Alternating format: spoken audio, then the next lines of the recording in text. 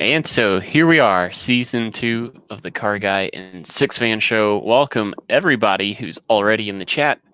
My name's Grant Tommy, and I am the host channel tonight. This is a 2-channel shared operation. My channel is Straight SixFan, where I like to focus on budget-minded, relatable, creative builds, or the phrase I like to use, offbeat hot rodding is what I call that. But the other half of the equation, I will turn it over to you. And my name is Jason. I go by Old Car Auto Guy, and my channel focuses on my used car dealership here in small town Eastern Canada. If you guys have been here before, you know all about the Car Guy and SixFan show, and we are here to help you guys grow your channel. If you're on YouTube, we're here to help each other grow each other's channel and be accountable to each other, as well as provide some great automotive conversation, as well as some I don't know, some entertainment, I guess you could say, when it comes to talking about different things on here. Stupid ads. We're getting ads in our live stream already. See? Yeah, and Yay! Jason, let me know on yours. I'm frozen on my other windows. Are we going on your side? Are you? Yes. Yeah, I see you. I see you on the Okay. live side. Well, then I'll just probably close that browser, refresh that one. But yeah, Jason talked about it a little bit, kind of. So season 2 is going to take on a little different of a face of what you're maybe accustomed to from season 1.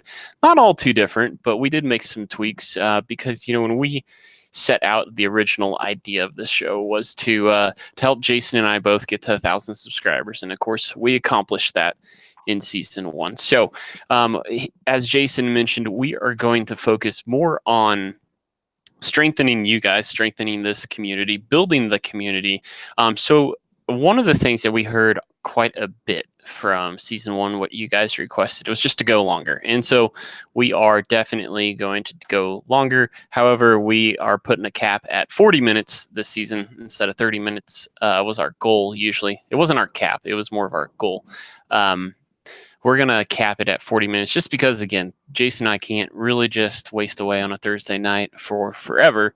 And we think with sort of bookending or having a little, it just gives us a little more focus and makes the conversation, we think, better and more relevant. But we want to kind of chat with you guys a little longer, especially if the conversation's good. Yeah, and it's not like we're going to stop it right at 40 minutes. If it goes 41, 2, or 3, it's not the end of the world. If we're talking good conversation, we want to keep it going. But the idea is to have a little bit of structure so that we can kind of stay on task. And having said that, I think it's time that we kind of look at the chat and see some of these guys who have decided to join us this week. And first one in the room was Novataz. He was here a good 30 minutes before everybody else, so he deserves a treat. Corey Pratt, Andy Austinson, I think I might have screwed that up. I'm here, Corey Pratt, Terry Eford, Eford's Garage, SNR Motoring is in the house, as well as 50 Magic, Rough Rods Restos, and Eric Steinberg is here, and 410 has just jumped in the chat. Welcome, guys, to season 2. And so right out of the gate, actually, Novataz has a question for us, and we usually leave the questions for the end of the chat, but I think it's a really good question, so we'll go ahead and kind of bite on it now. But he's asking what we are using to co-stream, and we are literally using the just the Google Hangouts quick launch from the live stream out of YouTube's interface. And like Sean mentioned on his live stream on Sunday night, little info box came up in the upper right hand corner of my screen that said it's going away August 1st, but it did look like YouTube's probably got a rebranded, more or less same thing that they said, try YouTube /webcam. So I'm guessing that's what we will use come August 1st, but we will cross that bridge when we get there.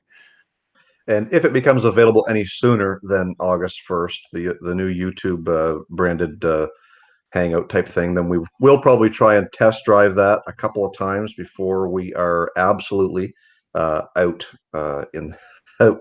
the window of being able to use the Hangout, so we can kind of make sure everything still runs very smoothly. Yes, and so 50 Magic is kind of new to the live stream, but he is one of my good Instagram followers, or a great follow for me, actually. He's a fellow Fairmont owner, so I've been picking his brain quite a bit. So definitely, if you don't follow 50 Magic on YouTube, do follow him on Instagram. Really cool car, and he's got more than one Fox body. But getting back onto kind of the agenda, this is out of the gate. One of the things that is fairly consistent to last season is Jason and I like to start the show talking about automotive news. And so with that, Jason, I'll let you kind of lob out the topic you were wanting to talk about.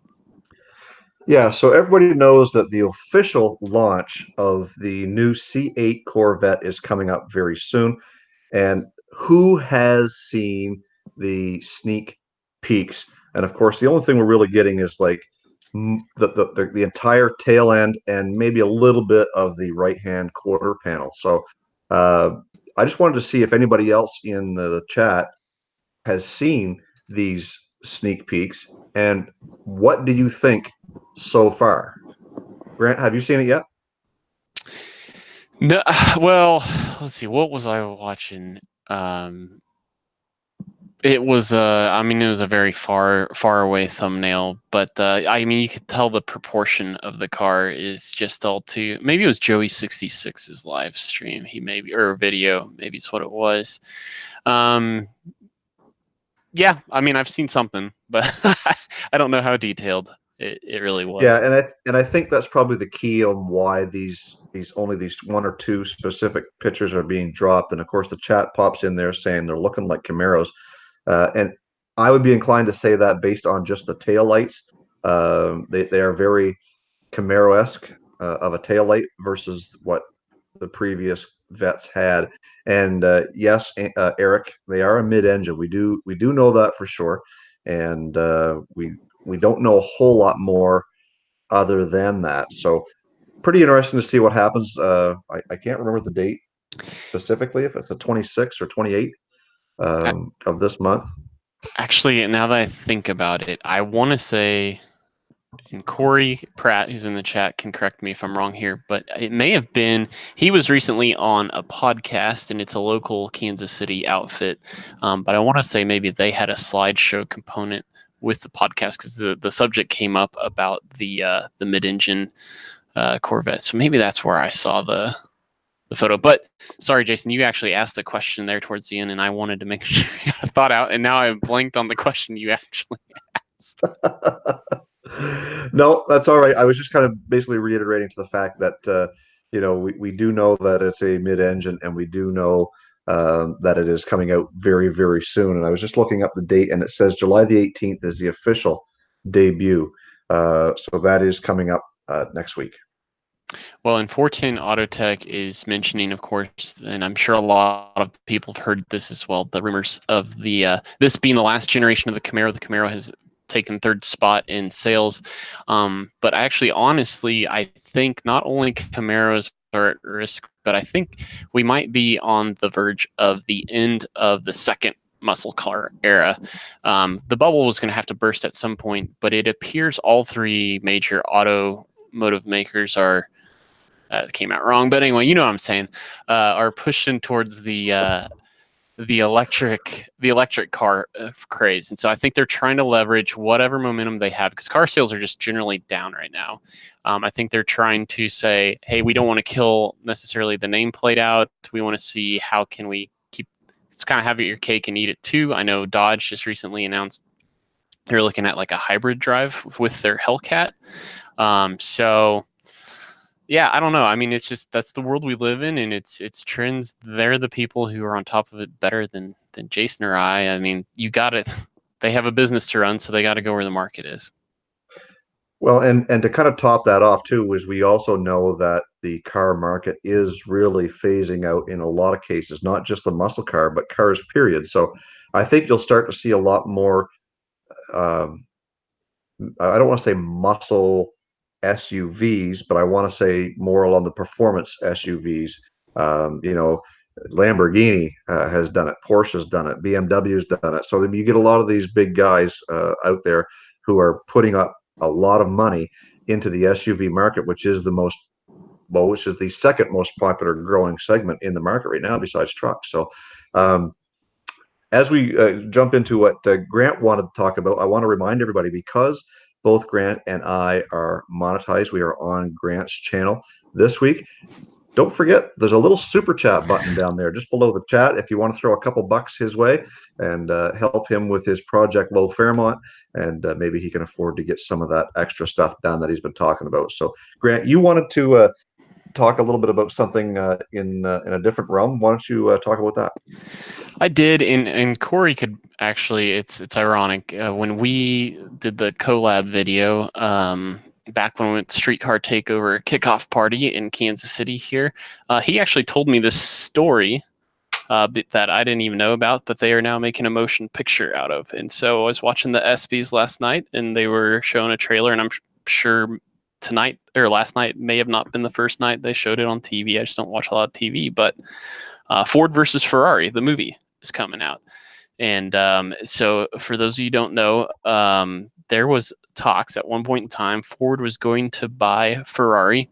But then because of basically it's more or less businessmen being businessmen and Italians and American pride being different things, the deal fell through. And then the American pride took over in Ford as a company, and Lee Iacocca, who recently passed, rest in peace, basically didn't like that and harnessed pride and all.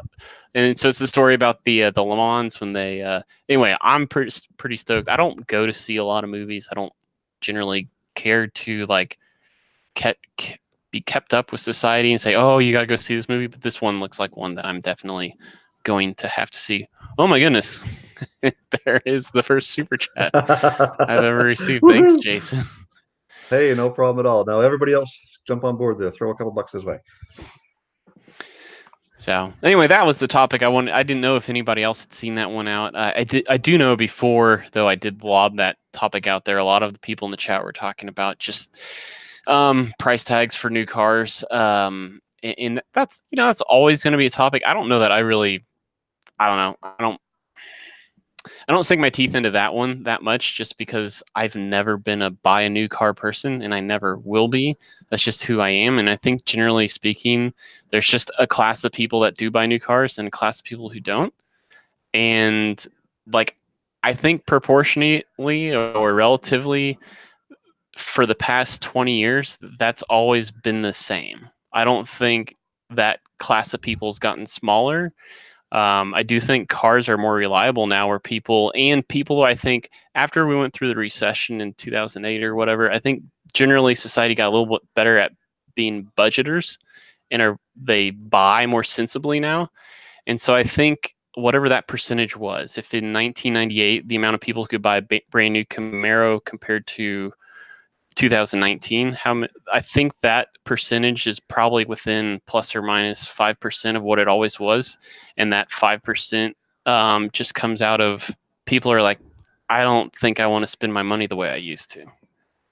Well, and I think also coming off of that same topic is you're taking a 20-year gap, and we're talking a generation there. So let's go back 2 or 3 generations back in the 50s when the economy was booming and people were buying brand new homes, brand new cars. They had one, maybe 2 brand new cars sitting in the driveway, and only one person was still working.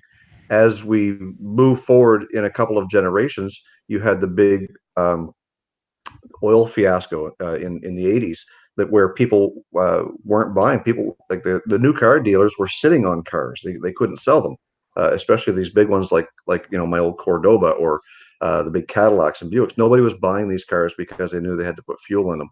So there is a generation and there is a class. I agree with you that people who will buy brand new cars will continue to buy brand new cars, and those like you and me, I'm a used car dealer. For those who don't know this, if you're not watching my channel, I'll likely never buy a brand new car ever in my life. Why? Because I can go buy one with 5,000 miles on it for a fraction of the price of a brand new one, and I still got all the benefits of a full warranty. So either way you look at it, as a used car dealer, I already own 35, 40 cars. I don't need one more to take home and park in my lot that's never going to get driven. That's what I'm paying big money for. So I've got a variety of cars to drive, no matter how you look at it. Yeah, and to speak to the reliability thing, I mean, the Taurus that we just unloaded before we bought the Mustang was we owned for 5 years, and we put very close to 100,000 miles on it in that 5 year time frame. And the only thing we took it to the dealer for was the heated seat. The same driver's side heated seat went out twice, and the amount of things that I worked on it, next to nothing. I mean, that's literally it for. That's how reliable that car was. So, the formula works for me. I usually typically buy something about 4 years old for our primary, my wife's car. For the main car we're going to take every weekend when we go travel somewhere, we buy one car that's about 4 years old, and we keep it for 4 years, and we do it over again. And then I usually, for myself, I typically drive something 10 years old. So Well, or in my case, I'm driving grandma who's 15 years old, and I'm driving my Chrysler Cordoba, which is like 40 years old. So, anyways, uh, I think that we've touched on these topics really, really well, and it's time to move on into our agenda and keep track. So, the next topic we are talking about are channel struggles and growth hacks. So, one of the things that I wanted to touch on this with this episode in talking with growth hacks, I've mentioned it before, and I felt it really important to reach out and talk about it again. If you guys are trying to grow your channels, you got to make yourselves available and expose yourself on different social medias. One of the things that I do is I have a Facebook page for my channel. I also have a Twitter account and an Instagram account. All three of those can be tied together through Instagram. So if you have an Instagram account and you make a post, you can have it post to all three social medias if you want. And you can dedicate each social media for something specific. So anytime I post pictures, I'll generally do it on Instagram, and I don't share them to my Facebook. But if I launch a new video, I will launch it on all three platforms so that everybody who gets it sees it. And on Facebook, of course, if you belong to groups, there are some groups that will let you share that new upload as well. So a little growth hack is to put yourself out there. If you're not familiar with Twitter, which I certainly am not, I don't even follow Twitter, other than the fact that I make sure that my account gets posted on at least a couple times a week, and I set it up with notifications so that if somebody does send me something, I know all about it. So that's kind of my little tip. I hope that you guys, are doing that already, and if not, then maybe it's something you might want to look into. Well, and to piggyback on that, so this is one of the differences between season 1 and season 2. Is typically in season 1 we both would have shared something, but to try to be able to take conversations like we just did a little further, we are going to just one of us it'll be the co-host who brings up the channel growth or hack tip or trick of the week. But to piggyback on what Jason said, the tricky part is I was reluctant to dive deep into like Instagram. I'm a less is more person, but then the more I realized it, like that means there's people just like me out there who prefer to consume only through one channel of social media. So that means for me to get the reach I need to have all three so I can reach the people who just prefer Twitter or just who prefer Instagram. And so I got an Instagram late, but that is now my favorite one. Whereas when I was sports podcasting, Twitter was the best avenue for me. But the tools do very different things for very different reasons. And like for me, like if I'm running behind on my upload schedule, my Sunday upload schedule, Twitter's the best way, in my opinion, for my followers to get a news flash. Okay, here's what's going on, guys. The upload's not going to make it by 8:30. I can't really effectively do that on Instagram. So anyway, just kind of wanted to expand on what Jason said, because it's a very, very important that you kind of keep each of those ones up so you can get the best reach for YouTube. Yeah, and again, just to kind of touch on that one more time, is that the idea of linking them together is that you can make one post go to all three forms. So there's actually one more, and I think it's called Tumblr. I don't no idea what that is, but anyways, you can link them together so that if you wanted to tell your people, your followers, that the upload is going to be late, you can post it once to Instagram, and it shoots it out on all three or four if you're using Tumblr of those media. Yeah, if anybody wants to tell Jason and I what the heck Tumblr is, we would appreciate that. That's how we know we're getting older. So we have no clue. But kind of moving on in the agenda, and this is we wanted to give you guys a better chance to have tell us more about what you're facing as a struggle. Or we wanted to give you a better window to start your conversations in these weekly live streams. And so we did want to open it up for questions here. What are the types of things, SNR Motoring, thanks for the Tumblr definition there. Glad I got that one. What kinds of things do you guys want to talk about? And so Eric's got a question for you, Jason, asking what province you hail from. Well, I was just going to type it in the chat, but I'll type it in the chat and I'll say that I'm from New Brunswick, so I am East Coast. We're right next door to Maine, right above Nova Scotia, right beside Prince Edward Island, and below Quebec. So we're kind of right in a little corner there. If you're from Canada, obviously you know where we are. If you're from the U.S. and you have no geographical idea where anything is above you, we are on the Atlantic Ocean. So there you go. Yes, I learned quite a bit more about Canadian geography through this venture as well, and getting to know Jason. So now I did want to also tell you guys, since this is episode 1 of season 2, one of the things to look forward to in season 2 that's definitely going to be different is we're trying for the last Thursday night of every month to bring in a guest. So there will be Jason and I interviewing a guest, and we think at this point, and I haven't actually told you this, Jason, because who we targeted for our first interview kind of came back and said actually August would work better for them. We are looking to have, he's local to my area, so I'm hoping to have in the seat next to me the Miniac. It's a channel kind of focused around Mini Coopers, and so I think it's going to be a really good, because British cars are like way off my radar. I think it's going to be a really interesting interview to be able to kind of pick his brain and understand, being a car guy is the same for all of us, but I don't relate to British cars at all. So I think it'll be really interesting to have him on. Yeah, and I'm actually pretty excited about that because there's guys that I watch faithfully, and I probably have half a dozen or so of those guys.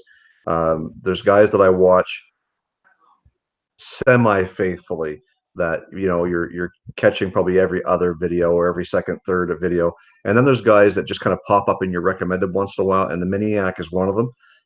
So I don't catch every single episode of his, but I do watch one every once in a while. Now, we did have a question in the chat from Johnson T, and he asked if our goal was to supplement our income on YouTube. For me, I can honestly say absolutely not.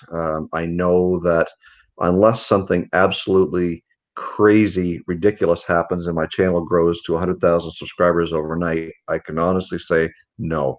But if it ever got there, I would work with it.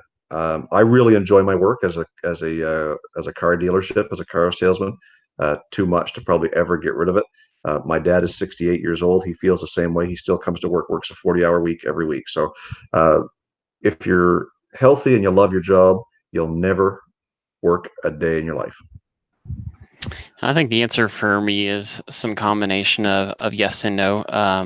Since Johnson T is he's regional to me. He probably knows who I'm referencing when I say former Kansas State head coach Bill Snyder. He had so that's the college I went to, and so I'm a huge college football fan. But he had these 16 goals for success that he was known for, and one of those 16 goals was no self-limitations. And so that's something that kind of resonates with me, where if I'm being realistic in 2019, telling you guys you should expect me to have 100,000 subscribers yet next year and making basically my income off YouTube, I'd be lying to you. But at the same time, who knows where this crazy thing's going to go? And I know inside my heart that even though like my job is not something that I hate by any stretch of imagination, I do struggle a little bit with kind of thinking 10 years out and saying, do you really want to still be in architecture? And I don't know if that answer is yes for me. So this is a great outlet for me to try something out. But yeah, I'm not quitting my day job anytime soon. That's for sure. So one thing that we didn't touch on either is the fact that Grant so thoughtfully is wearing a old car auto guy t-shirt, and I'm still wearing my work shirt. So I do apologize for not jumping into the straight 6T that I have or the slant 6T that I have. If you guys are interested in getting those, we have links in our descriptions for our t-shirts. So please don't forget to help support our channels in more than just watching our videos. Yeah, that's a great way. In fact, that was a great supplement for me when I lost monetization before I got it back. It's not a huge moneymaker by any stretch of imagination, but that kind of folds into that same conversation we were just having. It's a way where maybe I'll be able to make it a reality to do this more full time than what I once did. So. And it's probably time to go back into the chat and address some of these new folks who have popped in here. And I see Arch Cricket jumped in there. Trucker Dave from Maine is a follower of mine. He's in here, as well as Craven Cars has been around for a little bit. Craig Durbin has jumped into the chat as well. And Rust Belt Mechanic. Car Reviews by KJ. And Weird Beard. Hey, Weird Beard is a new subscriber of mine, not just on Instagram, but I've been following him for a while. He's a used car dealer down in, I'm going to get this wrong, but I think it's Oklahoma, and maybe you can correct me on that. And of course, we've got, I guess I got everybody in there. And so, yeah, if you guys are in the chat and you see somebody in there that you don't recognize, go check them out, see if they've got a channel. They probably do, and it would be a great opportunity for you to find somebody new to watch and help support them. They in turn can do the same for you guys. So just don't forget to check out the guys in the chat.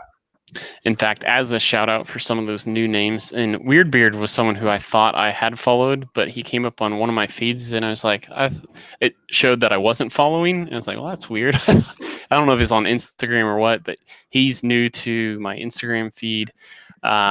But Car Reviews by KJ, I found him through one of those Facebook groups. He has a Fox body, and he's kind of local to our area down in Arkansas, Little Rock. So I was wanted to he's got a 5.0 Mustang. I think it's an 86. But anyway, so building Project Low Fairmont like I am, it's always good to have a Fox body group. But I see there are 20 watching, and that's actually pretty good out of the gate. Jason and I were wondering how many radars our show would be on for the start of season 2, and 20 is a great number. I think our record was 32 all time. So if you guys wanted to kind of share a link on your social media. 42. All right. 42 is our record. So yeah, and also guys, if you are here and you haven't clicked that like button, please, if you haven't already, go ahead and click that like button and make sure that you give us a big thumbs up on Grant's channel. So we are getting close to coming to an end of this episode. We've got roughly about 12 minutes left, and we do want to still kind of get into getting some questions from you guys, as well as finish up our show with some of the channel updates on each of our channels. So Grant, why don't you tell us a little bit about how you're coming along with what you're doing? Yeah, so if you guys have been following, a lot of my content's shifted in the past 3 episodes to be more about the EcoBoost Mustang, and we did our, through Jason and I's hiatus between season 1 and 2, we both had a pretty good break. So I wanted to talk a little more about just the time off, and of course I'm calling the EcoBoost Mustang project 13s going on 30s, in which I'm trying to accomplish. And I'll get into this in a later episode, but a 13.4 second quarter mile and 30 miles to the gallon with the same car. And over the vacation, We drove over 2,500 miles and we recorded 30 miles to the gallon or more on 4 tanks. So I was pretty stoked about that because the goal was to do at least 5 times to prove it's definitely capable. It wasn't some fluke.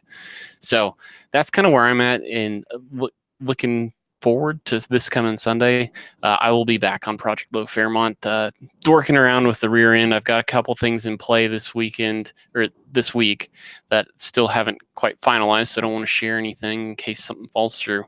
But I really do think there will be some really good content for the 5-leg swap, the rear end, the 8.8 in Project Low Fairmont.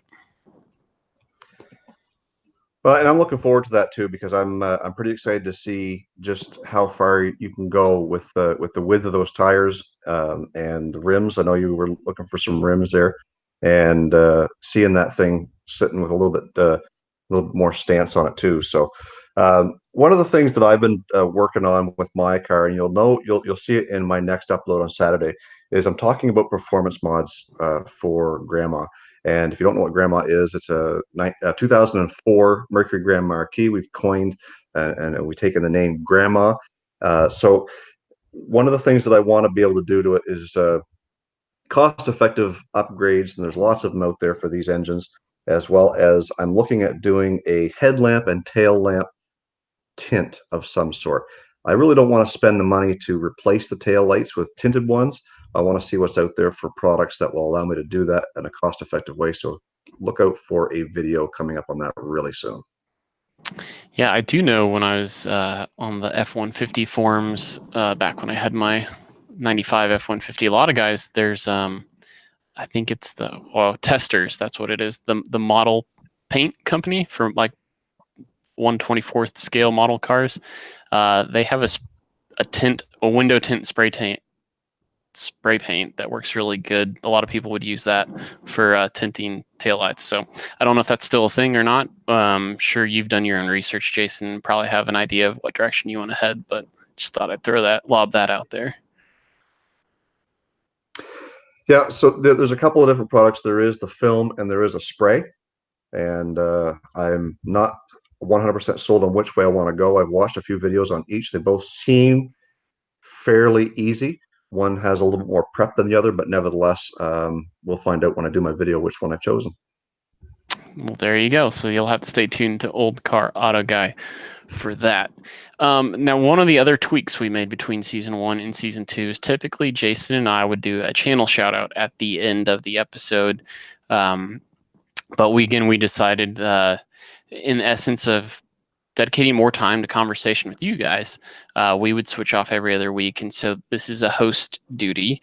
And so with that, we also are going to open it up to more than instead of just being a channel shout out or who's hitting 1,000 subscribers. Maybe it's just we've stumbled on some really cool channel because they're doing a really cool build, or maybe it's just like a magazine article from Hot Rod Magazine, a feature on a car or something. So it can be really just up to, the only trick is it's got to be car community related, because that's what we're trying to do here. We're trying to build this community. So with that, I went a little old school with my approach though, and I did want to just give a shout out to Ann Auto Addiction, who recently hit 1,000 subscribers. That was just 3 days ago. And so I just thought the timeliness of it, the relevancy of it, if you haven't checked out his channel, as long as we're talking about old body style F-150s at 92 to 96, he's got a channel for that. So I will leave a link in the description below when this thing becomes the post live video, and you can check out his channel that way.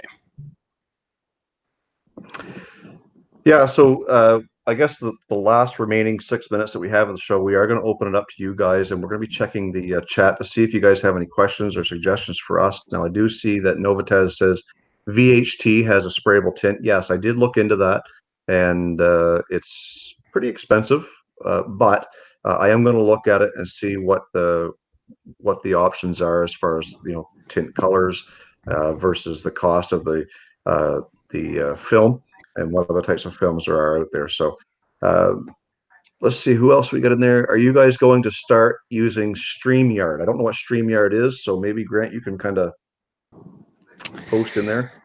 I'm in the same exact boat as you. I think that's one of the things. I think Sean actually mentioned the same thing when Hangouts goes away.